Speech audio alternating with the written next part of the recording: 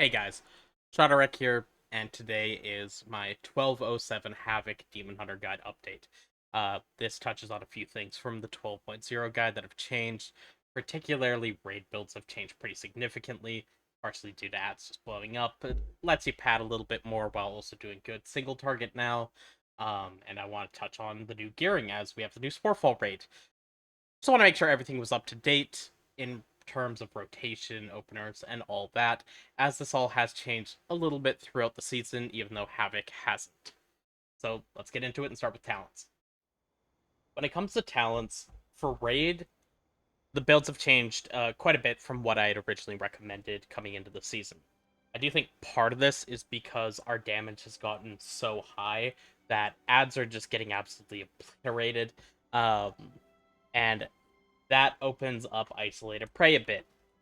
So essentially, the build that is being run for most raid fights, and that's the ones that are going on the screen here, 7 of the 9 raid fights are running essentially this build. Maybe give or take some utility changes, whatever else. Uh, Notably, we have isolated prey, and we're running immolation or talents. This is not running flamebound. However, for more patty AoE, you could run Flamebound, but typically that's not going to be run except for the fights that are Dragons and Paladins, which have their own build. So yeah, this build has Isolated Prey. Isolated Prey, if you aren't aware, it turns off when you go over one target. So essentially what we have here is we have a cleave build that does good single target if you only have a single target. Now, this comes into play that because ads are dying so quickly, you spend, well, significantly more of a fight hitting just a single target. And you also have the AoE pad talents for when there is AoE, so you can pad your heart out, and that's why all the top parses are using this. So it's a mix of you do good AoE damage quickly, and then you do good boss damage after as well.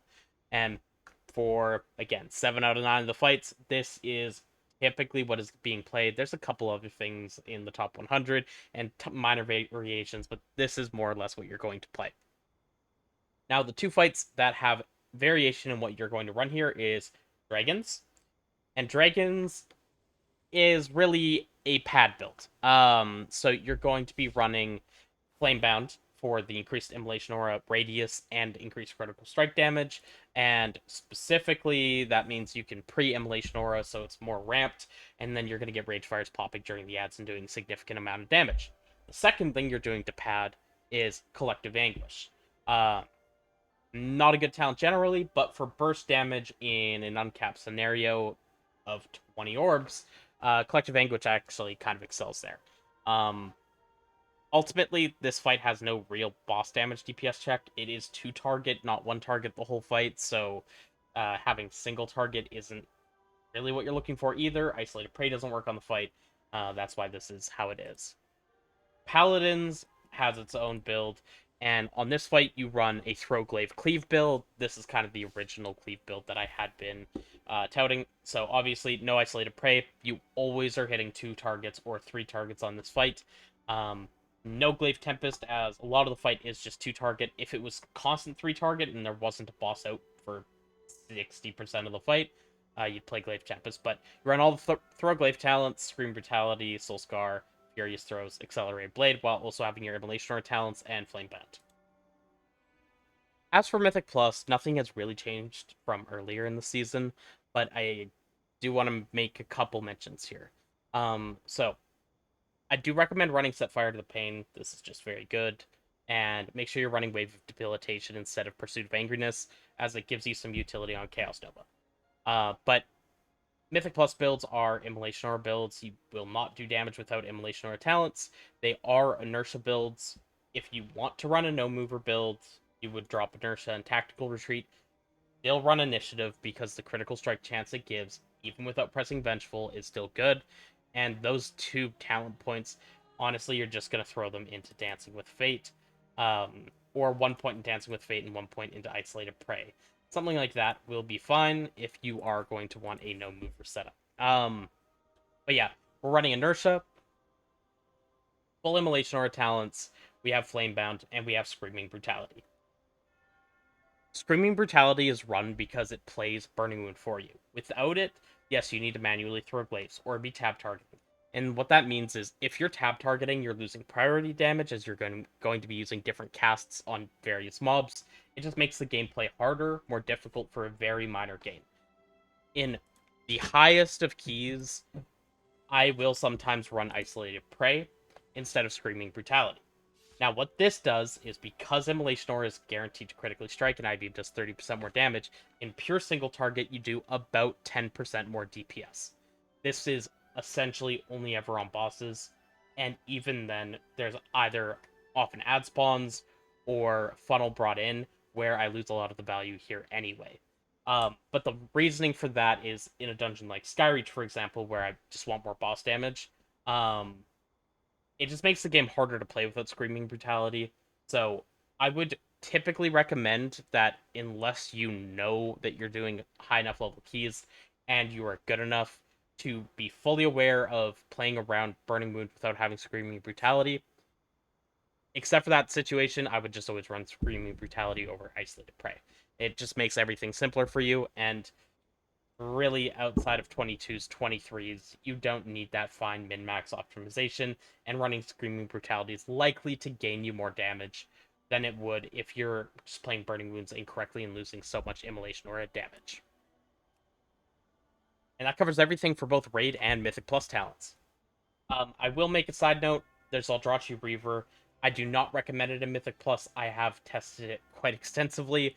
It is a good little thing for MDI, but it is not realistically good for push keys. It just doesn't do enough AoE, and you can't play around the funnel heavily enough for it to actually be worth playing, in my opinion. Next, I want to look at the openers. Now, I'm going to start with the Mythic Plus opener, and I do need to make a note with M+. Just because you have an opener, and I can, throw this up on screen here, that doesn't mean this is always the same, and it's not going to be the same thing you see me doing in every key. Frankly, this goes all the time for Raids, Mythic Plus. It's not always that you follow an exact order of rotation. There could be reasons why things would be shifted around. For example, when I'm coming into a pull as it's getting grouped, I might do something a little different if I'm concerned about threat or if I need to hold off on dealing damage for a second. So just because I have a opener here, and just because there's going to be rotation recommendations, those aren't always true. And that's one of the things that are really like easy to express skill in Mythic Plus, is there is such extreme variations in what you may need to be doing based on the context of the situation. And as they say, you can't coach that. Uh it's something that it's just learned through a lot of experience and gameplay, and that's one of the many things is nuance is where you can really separate extremely good players from others. So this is a tool, general instructions learning to help. Now, for this opener, when you're coming into a pack, you want your Burning Wound applied out for a regular build, and again, this is what I heavily recommend. You're going to have Screaming Brutality, which means Blade Dance throws glaives for you, and those glaives will apply out your Burning Wound. If you don't have that, then instead of Blade Dance, this would have to be Throw Glaive, and it still can be Throw Glaive on the way in as well. You can simply throw a Glaive, but Blade Dance is easier and typically better. So, here's the opener. Coming into a pull, you're going to press a Blade Dance to have your Burning Wounds out. You're going to pop both your Immolation Auras, and then it's going to be Pot and Puzzle Box into Vengeful and Fellblade.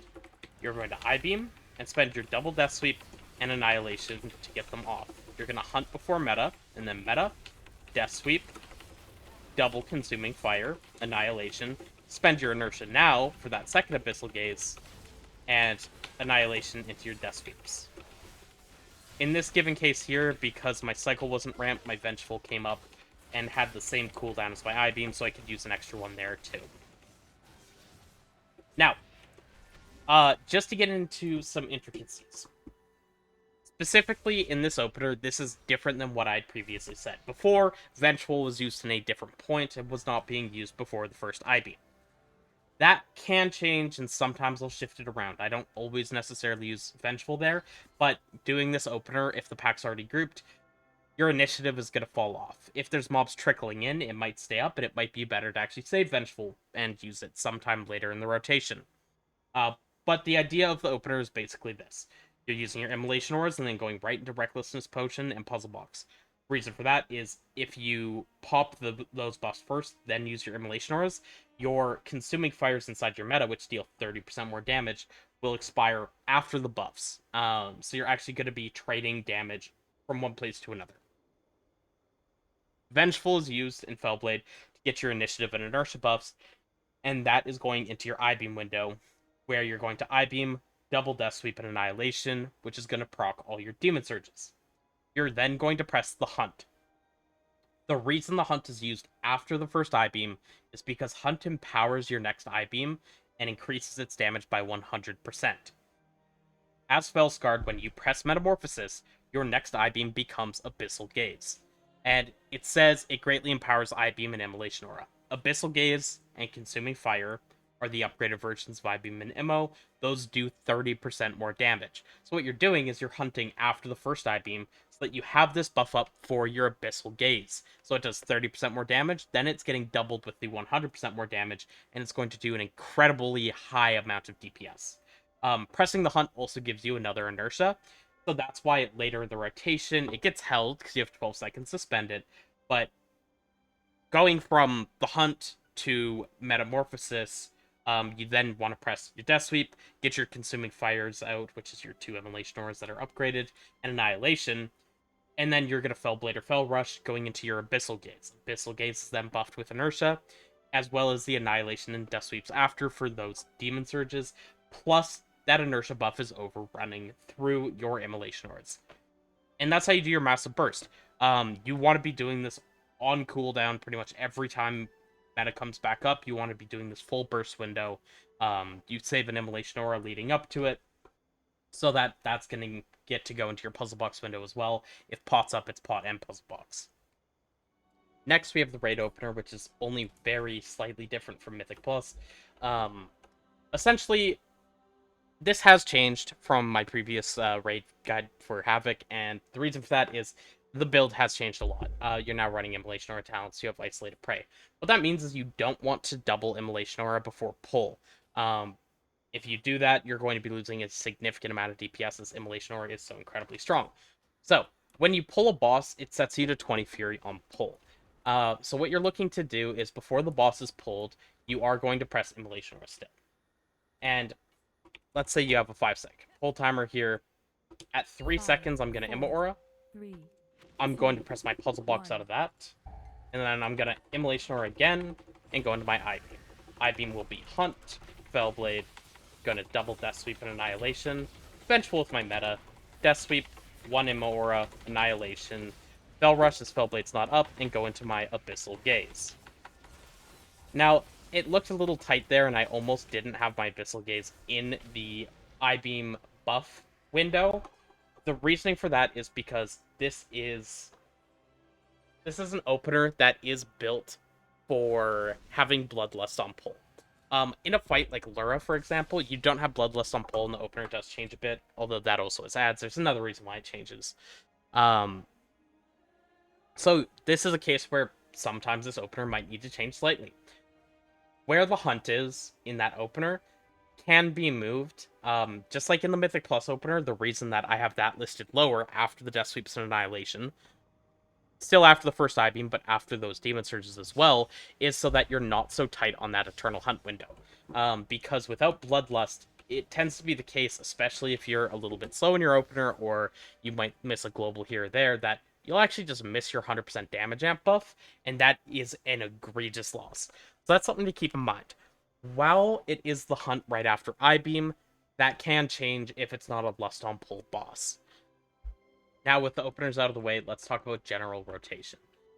Regardless of the talents that you're running, this is going to be very similar between Raid and Mythic Plus. There's pretty much nothing that changes between the two. I have some notes, and I can't really stress them enough, but let's do this in a Mythic Plus build. The first thing I want to note is one of the biggest things that I see mistaken for Demon Hunter in, at least in Mythic Plus, is A lot of Demon Hunters on Havoc overthink how important Fury is. Pressing random Chaos Strikes outside of meta, in particular, the damage it does is incredibly small. We're talking something that might be dealing like 20,000 damage, and what ends up happening is I'll have people asking about whether they should be using Immolation Aura for Fury generation for Chaos Strike, or they're just doing it, including sometimes I'll see Immolation Aura being pressed around like outside poles. Now, let's think for a second on that one. If Chaos Strike is doing about 20,000 damage, and the average Immolation Aura in a Keystone dungeon is probably doing 1 million plus damage, don't do that. Don't think of Immolation Aura as a Fury generator. Immolation Aura is so much of your damage over a given key. It's usually over 30% between Immolation Aura and Ragefire. That is your main source of damage. Your resource in Fury, it matters a bit in single target, and it does give you priority damage, but even then, mismanaging your Fury is a very small loss, and you are not playing to maximize the amount of GCDs you're getting on Havoc, as those regular Chaos Strikes simply do not matter. So what is the gameplay loop of Havoc? So if I'm going to come over to dummies, and I'm going to start from the opener here.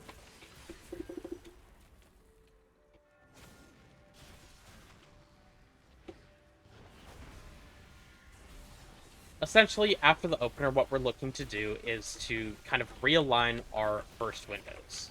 So what that means is, as Vengeful is a 20-second cooldown, and I-Beam will become a 20-second cooldown, at least for the rest of the key, what you're looking to do is, whenever you're low on Fury, you just want to make sure that you have enough to Blade Dance or Death Sweep on cooldown, and you actually start saving Immolation Auras for your next I-Beam. In this case, I press it here because it's consuming fire until meta drops, so it does 30% more damage. But as soon as I-Beam is coming up, I want to get that Vengeful off and go directly into the window. You want your movement to be clean and precise, and you want to stick to your targets. And essentially what you do is every time Immolation Aura comes up, you're going to save that for the next window. Now here, I'm outside meta. My Fury generation honestly sucks at this point, and I'm not spending my Fury right away, because I want enough to Blade Dance and have my Glaive Tempest drop. Now that this window's coming up, I double Immo, I send my Vengeful, I have a Hunt, so I'm going to send that as well, and I go straight into my I-Beam window. That is now a buffed I-Beam for 100% damage because of the Hunt. I use both my Inertia windows, which actually add to each other, so it's 5 seconds plus another 5 seconds.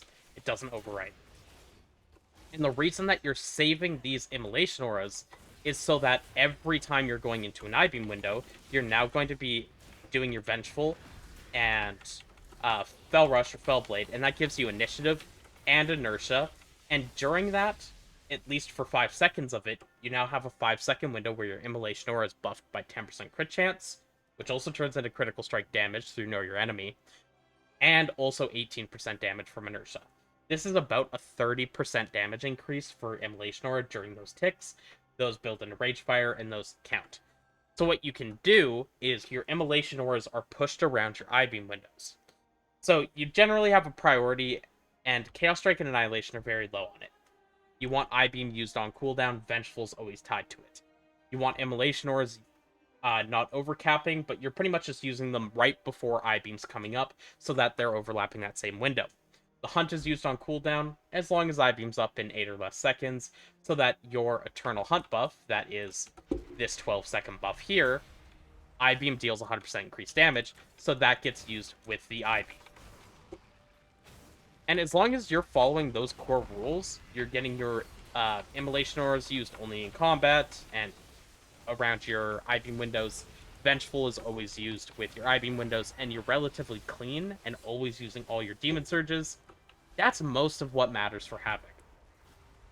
Now, another note, if the pack is going to die, for example, if you see the mobs at 1 health like this, don't press Aura. Save it for the next pull. You can send I-Beam on a low pull. That's fine. I-Beam is very quick burst of damage, but Immolation Aura is damage over 10 seconds, and most of the damage is right when it ends, Ragefire pops. This is typically more than half of all Immolation Aura damage. So, make sure you're not pressing Immolation Aura as packs die, where you're going to have it run out after a pack. Save it for the next pack in that case. And that's really about it. The Because you get Fury on every eye beam, you're never going to feel starved in those windows. You have bonus generation in Metamorphosis as well. Demon Blades, which is your auto attacks, generate 3 additional Fury. Uh, but when you're between those Metamorphosis windows, you are going to have those 10-second windows where your Fury generation is just very low. And in those windows, I'm not sitting there spamming Chaos Strike.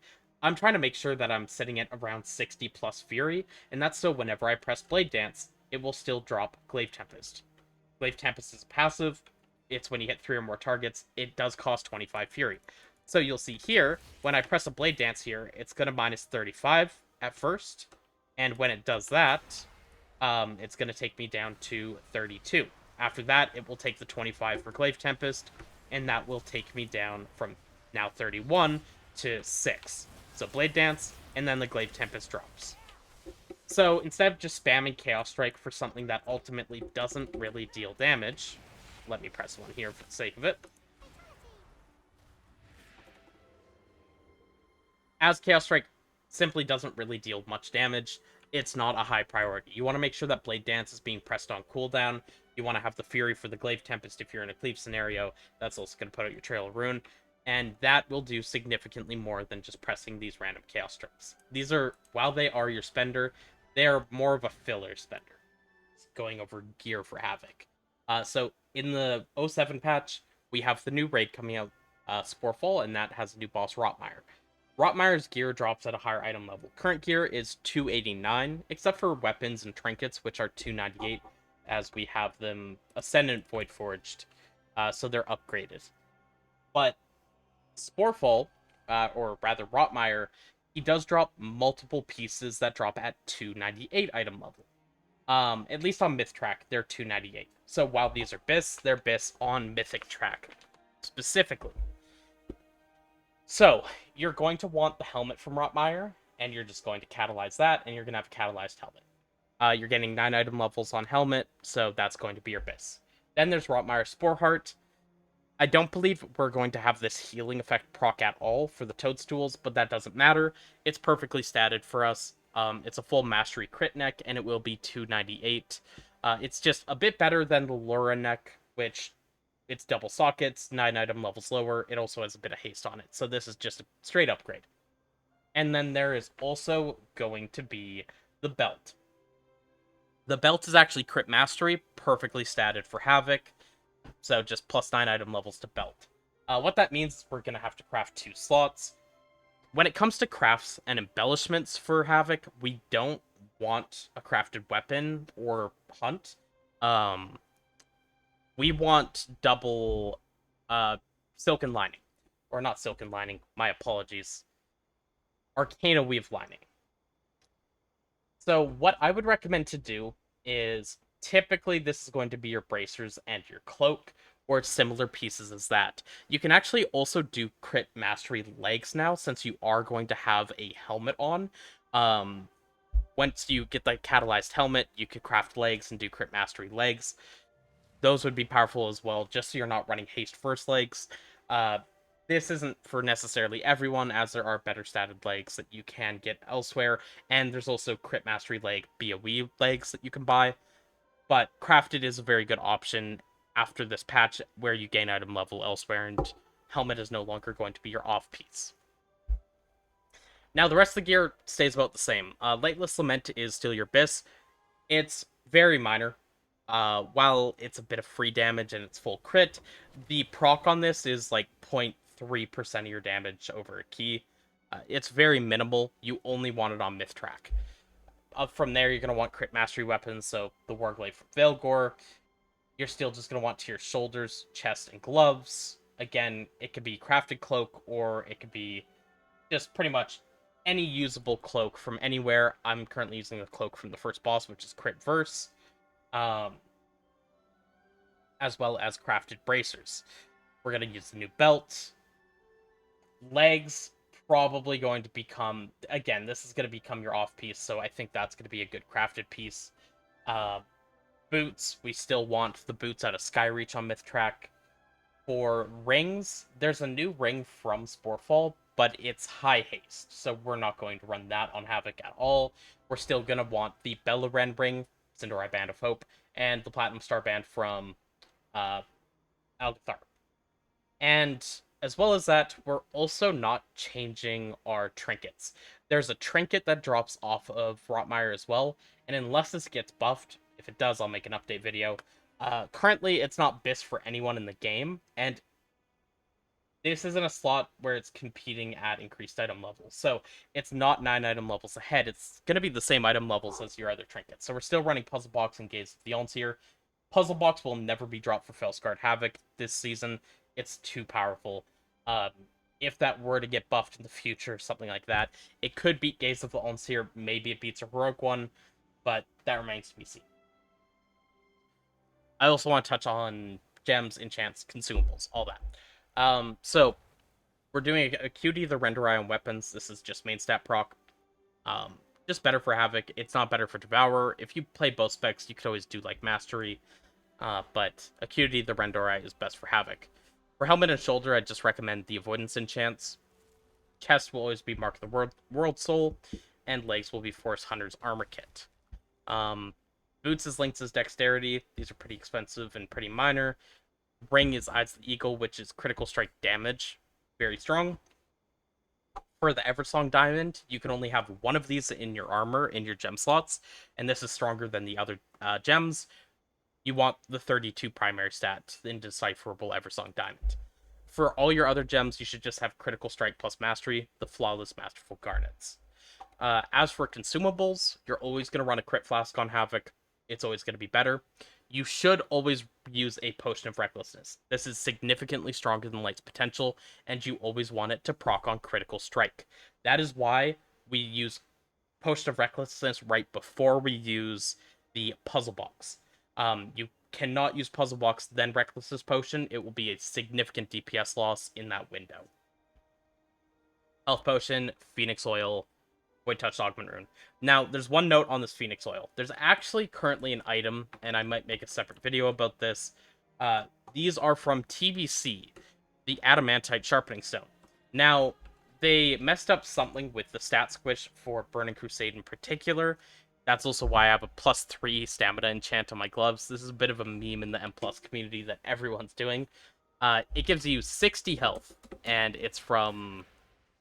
So this is also something that you can put on. It is an armor kit that will go simply just on your gloves.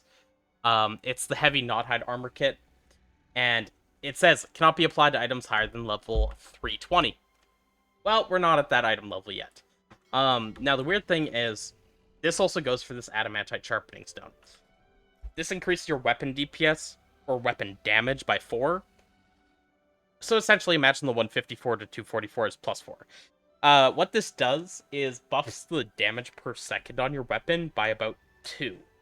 And then it says it gives you 3 critical strike. It actually rounds up and gives you 4. So you can use this instead of a Phoenix Oil, but only on your main hand.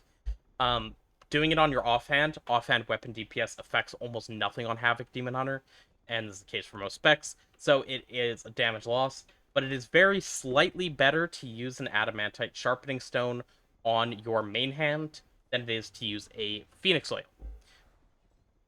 If I pop a Phoenix Oil on one of my things, you're going to see my critical strike chance and haste go up, and it's about 0.35% critical strike and like 0.3 or 0.4% haste. Nothing too significant. What the Adamantite Sharpening Stone does is, you can see here when I hover, let's do Chaos Strike, as it's close to 10,000, so it's easy to convey. Chaos Strike does 9,920 damage. Actually, this one has offhand weapon scaling. Let's just do I-Beam. So 91,671 Chaos damage. When you put it on your main hand, that 91,617 goes up to 92,627. About 1k damage. Essentially, it's about a 1.1% DPS gain from that weapon damage effect. Plus, you still get 4 critical strike. You can see 1161. I click it off, and it's going to drop to 1157. So, what you're trading is 12 crit and 16 haste for 1.1% damage. Ballparking, it's about 0.5% damage ahead. Don't know if Blizzard's going to fix this. I could see them not bothering because as of next tier, this won't be able to go on new weapons due to the item level jump. We're going to be over 320. But for now, funny little quirk, that is actually our best weapon enchant. Again, just for main hand, your offhand should be Thalassian Phoenix Oil. And that's everything for my 1207 Havoc Demon Hunter guide. I just need to make an update. Even though there wasn't changes to Havoc in this patch whatsoever, I hadn't done an update previously, and it took me a while to get to actually start to do raid fights as Havoc instead of Devourer for the tier, as well as start playing it a lot more in keys, where I've, done some 22s and stuff like that on it.